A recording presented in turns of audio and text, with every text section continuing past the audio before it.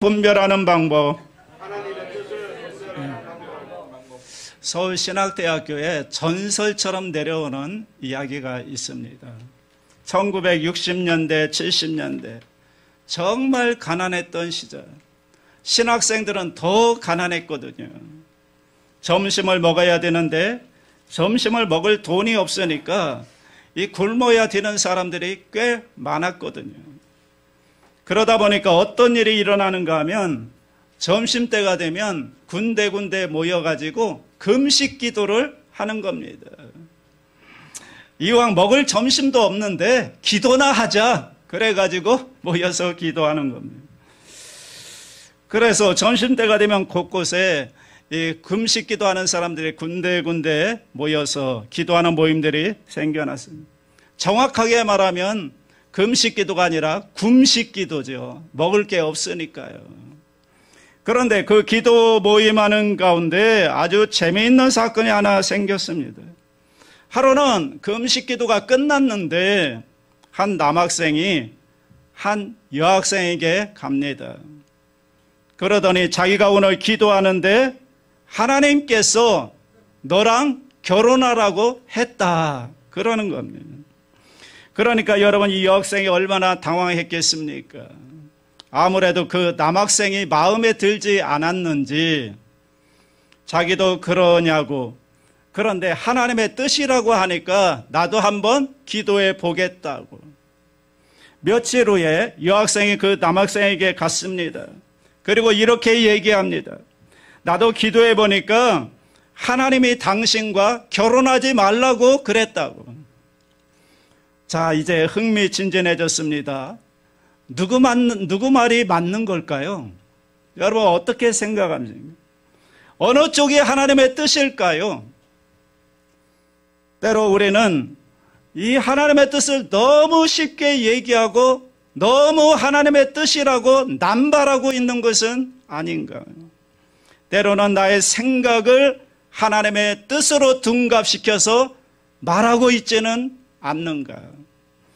하나님의 뜻, 여러분은 어떤 무게로 다가오고 이 하나님의 뜻을 어떻게 분별하고 계십니까?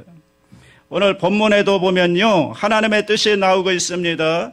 오늘 본문에 보면 사도 바울이 3차 전도 여행을 마치고 3차 전도 여행의 중심지였던 에베소에서 이제 예루살렘으로 돌아가는 겁니다.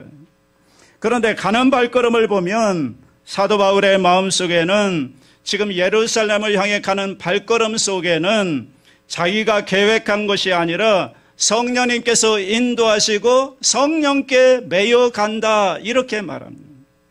성령님의 인도하심이 있다라는 확신이 있는 거죠.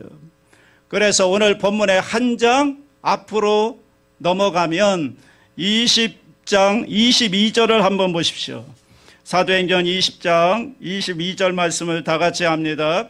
보라, 이제 나는 성령에 매여 예루살렘으로 가는데 거기서 무슨 일을 당할는지 알지 못하노라. 지금 사도 바울이 자기가 예루살렘을 향해 가는데 어떻다고 말합니까? 성령에 매여 예루살렘으로 간다, 이렇게 말합니다. 자신이 예루살렘으로 가는 것이 성령의 역사다, 성령의 인도하심이다, 성령의 뜻이다, 이런 확신을 가지고 예루살렘으로 가는 거죠.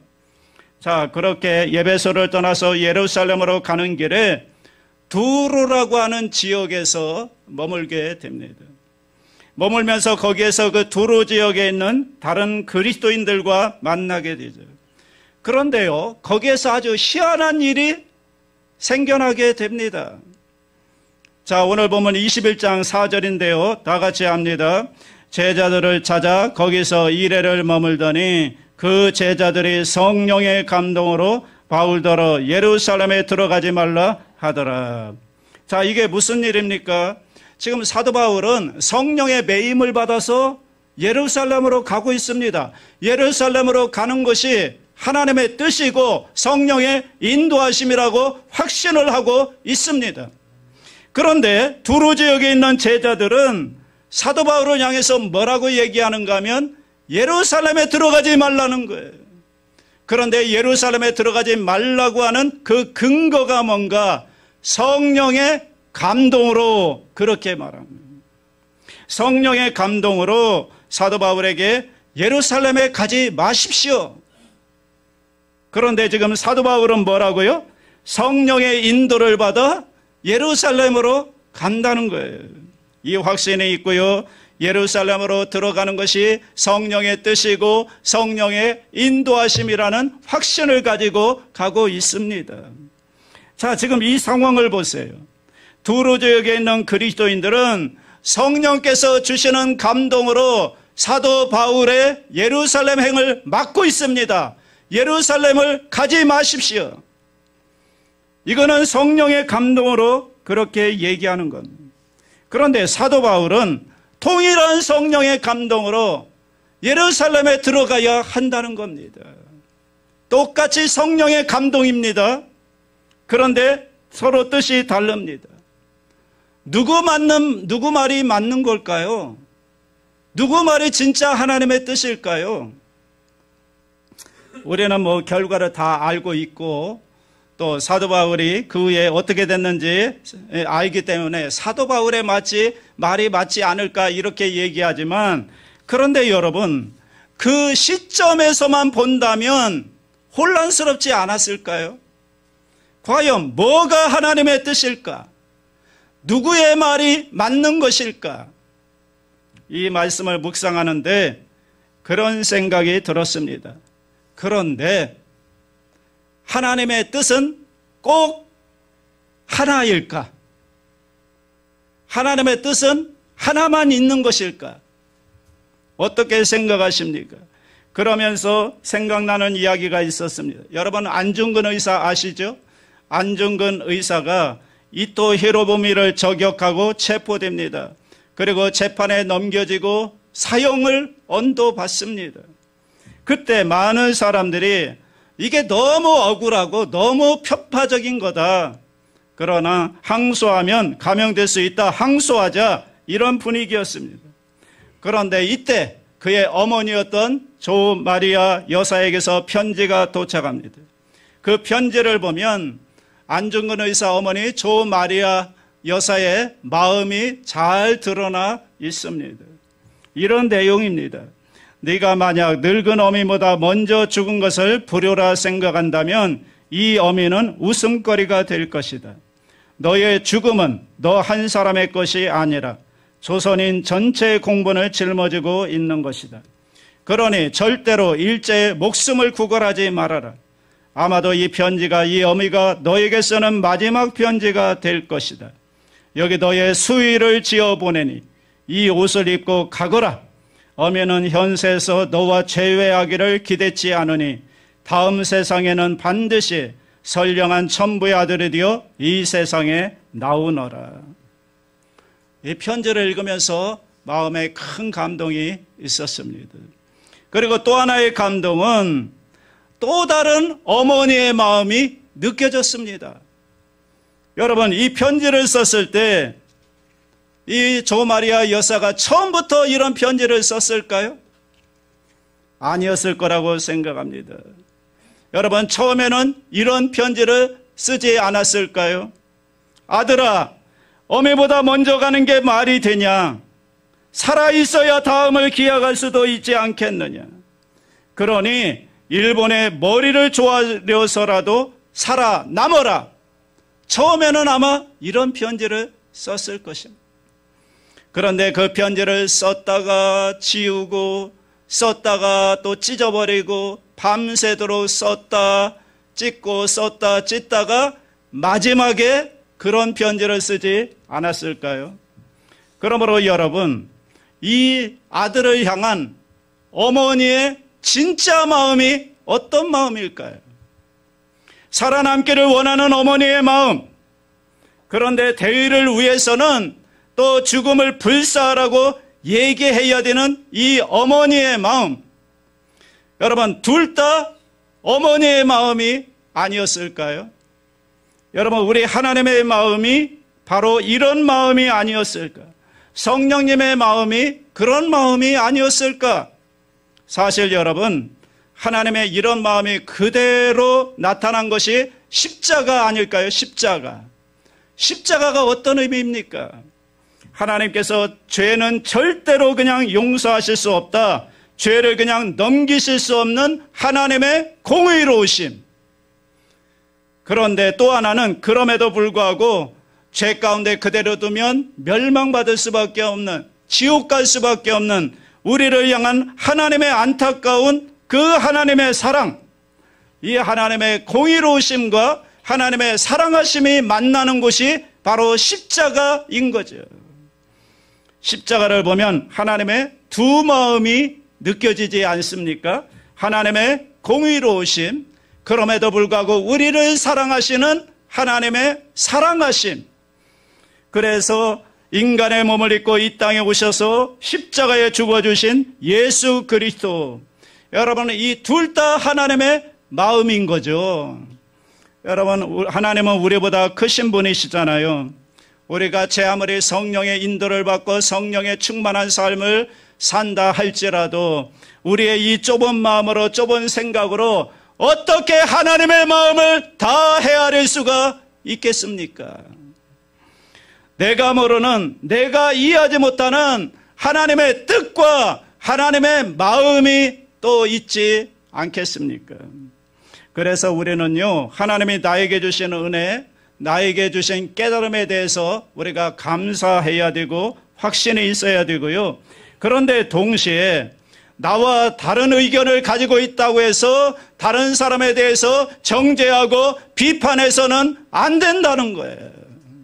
왜? 내 생각만 하나님의 뜻이 아니라 내가 알지 못하는 더 깊은 하나님의 뜻을 우리가 알 수가 없기 때문에 그런 마음을 가져야 되는 것이죠.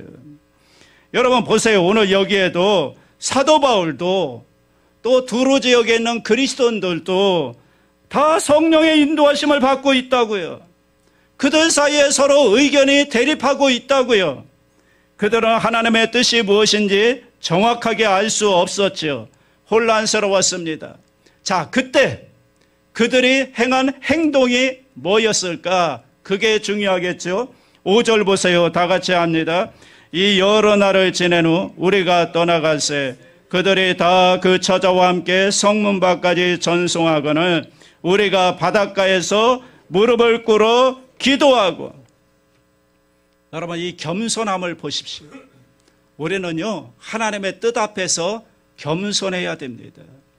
내 뜻을 내세우기 전에 하나님의 뜻이 있는데 그 하나님의 뜻 앞에서 겸손해야 되는 것입니다. 내 뜻이 하나님의 뜻이라고 위교돼서는 안 된다는 거예요. 의견이 달랐습니다. 그들은 하나님의 뜻이 무엇인지 정확하게 알 수가 없었습니다. 그래서 그들이 어떻게 했습니까?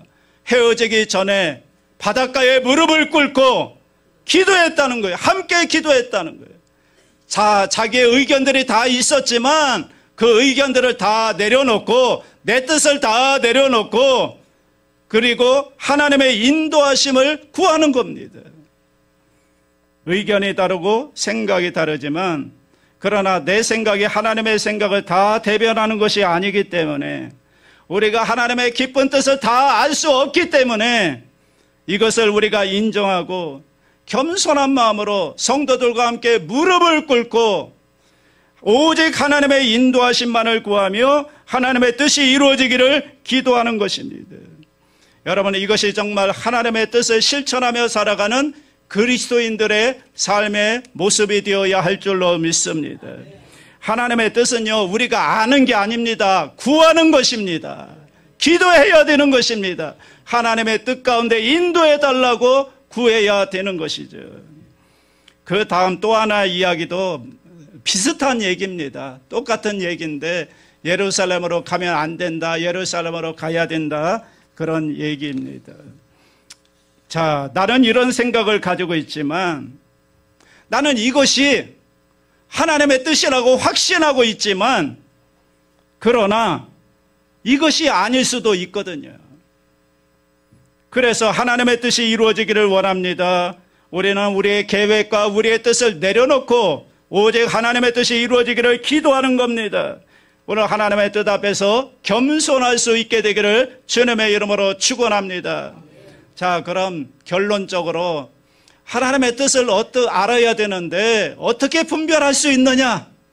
하나님의 뜻을 분별하는 방법 세 가지를 여러분에게 말씀드립니다. 첫째, 하나님의 영광을 위한 것이라면 그것이 하나님의 뜻입니다. 여러분이 무엇을 선택하고 결정하든지 간에, 여러분들이 무엇을 하려고 하든지 간에 그것이 하나님의 영광을 드러내는 방향으로 선택하면 그것은 틀림없이 하나님이 원하시는 것이고 하나님의 뜻입니다. 여러분이 어디서 무엇을 하든 상관없습니다.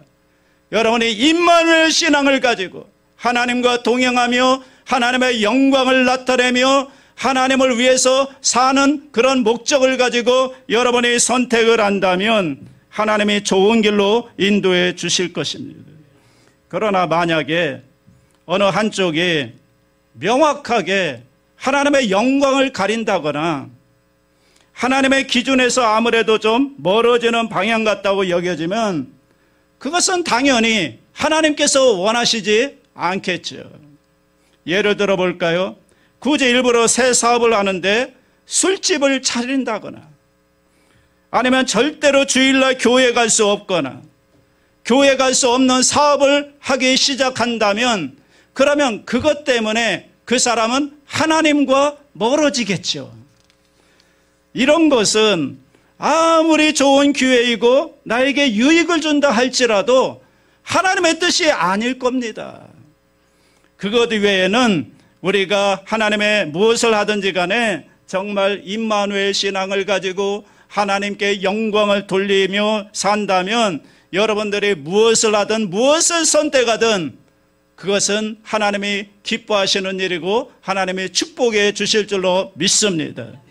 둘째, 하나님의 기록된 말씀이 하나님의 분명한 뜻입니다. 하나님의 뜻은 분명합니다. 하나님의 뜻은 하나님의 말씀에 그대로 기록되어 있습니다. 여러분, 하나님의 말씀이 곧 하나님이고요. 하나님의 말씀이 곧 하나님의 뜻입니다. 이 말씀을 모르고 어떻게 우리가 하나님의 뜻을 알 수 있으며 어떻게 우리가 분별할 수 있으며 어떻게 하나님이 원하시는 길로 나아갈 수가 있겠습니까? 하나님의 말씀이 곧 하나님의 뜻입니다. 그래서요, 말씀에 비춰보면 우리가 하나님의 뜻을 잘 분별할 수가 있습니다. 예를 들어 볼까요? 성경에 원수를 사랑하라고 말씀했는데 원수를 미워하는 것은 누구의 뜻입니까? 나의 뜻이죠.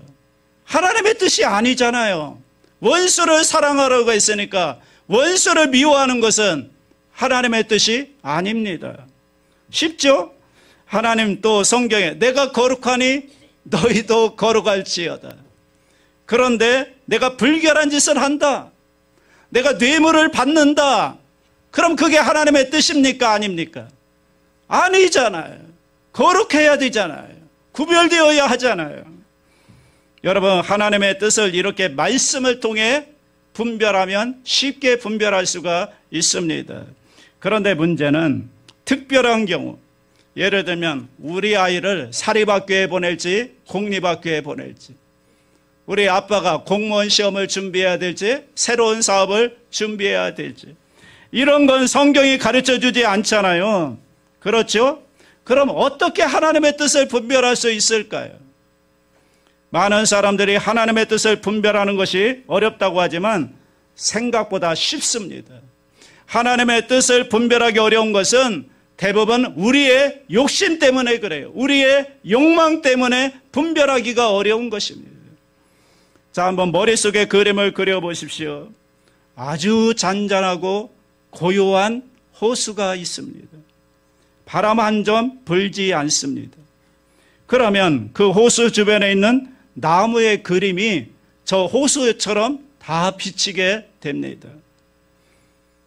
자, 그러면 호수만 봐도 거울처럼 아주 선명하게 그 호수 주변에 무엇이 있는지 우리는 분명하게 색감까지 느끼면서 볼 수가 있습니다. 그런데 이걸 어쩌나요? 잠시 후에 휴 하고 바람이 붑니다. 그러면 물결이 치겠죠.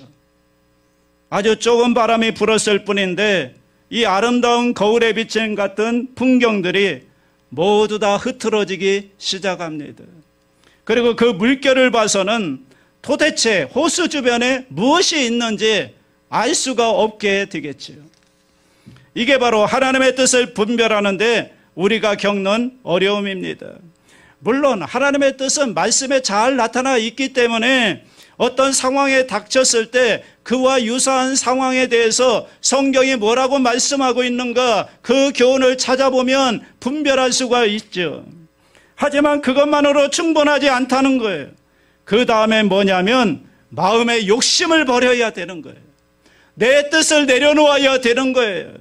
그래서 하나님의 뜻에 온전히 순종하고 싶다는 마음을 갖게 돼서 마음의 요동치는 욕망을 가라앉히고 나면 하나님의 뜻은 생각보다도 아주 빨리 그리고 뚜렷하게 드러나게 됩니다.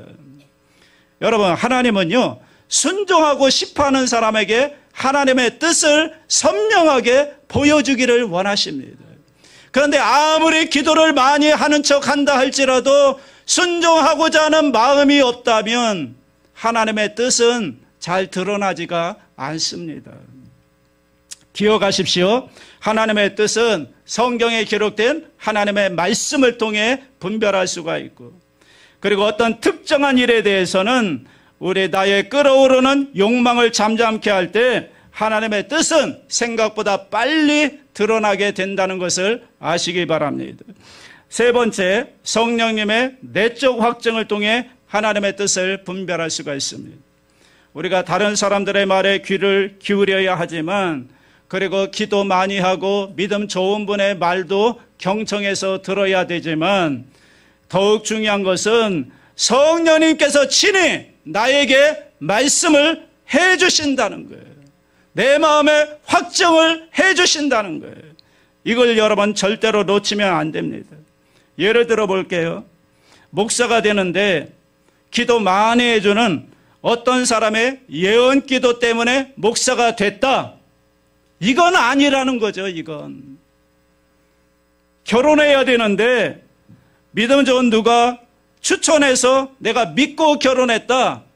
이것도 안 된다는 거죠. 그분들의 의견과 기도도 다 중요하지만 성령께서 나에게 직접 확증을 주시는 것, 이건 절대 놓치면 안 되는 겁니다. 요한일서 2장 27절 말씀 다 같이 합니다. 너희는 주께 받은 바 기름 부음이 너희 안에 거하나니 아무도 너희를 가르칠 필요가 없고 오직 그의 기름 부음이 모든 것을 너희에게 가르치며 또 참되고 거짓이 없으니 너희를 가르치신 그대로 주 안에 거하라. 성령님은 여러분 모두에게 계십니다. 예수님을 구주로 영접한 사람에게는 성령님이 내주하고 계십니다. 그 내주하시는 성령께서 우리에게 직접 말씀해 주시고 가르쳐 주시고 확증해 주신다는 것을 여러분이 믿으시기를 바랍니다. 여러분 주변에 여러분의 믿음을 도와주기 위해서 많은 분들이 있지만, 그러나 성령님을 대신하는 분은 아무도 없습니다. 성령님이 여러분에게 직접 말씀해 주시고, 그리고 주위에 있는 분들이 그것을 깨닫도록 도와주는 것입니다. 분별하도록 도와주는 거죠.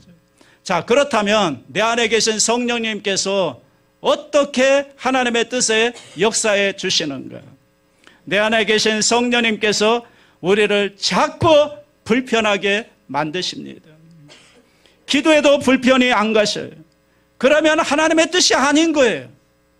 여러분, 내 뜻인 거예요. 하나님의 뜻은요, 기도하면 할수록 마음이 편안해져요. 마음에 평안이 임해요. 뭔가 마음의 든든함이 생긴다고요. 소망이 생긴다고요. 그게 하나님의 뜻입니다. 예를 들어 내가 직장에 사표를 내기로 결정했는데 계속해서 기도하는데 마음이 편해져요. 평안해요. 그러면 이것은 사표를 던지라는 하나님의 뜻입니다. 그런데 사표를 내려고 해도 마음이 계속 불편해요. 기도하면 기도할수록 마음이 불안하고 왠지 불편하고 평안이 없고 기쁨이 없고 그래요. 그러면 뭡니까? 하나님께서 여기 조금 더 있으라는 하나님의 뜻이에요. 여러분 쉽죠? 하나님의 뜻은 기도를 통해서 성령님께서 주시는 내적 확증을 통해 우리는 분별할 수가 있습니다. 사랑하는 여러분, 여러분들이 이렇게 하나님의 뜻을 분별한다면 삶의 많은 시간들을 낭비하지 않고 그리고 하나님이 기뻐하시는 길을 쉽게 선택하며 나갈 수 있을 줄로 믿습니다. 하나님의 뜻을 잘 분별해서 승리하는 인생, 성공하는 인생을 살게 되시기를 주의 이름으로 축원합니다.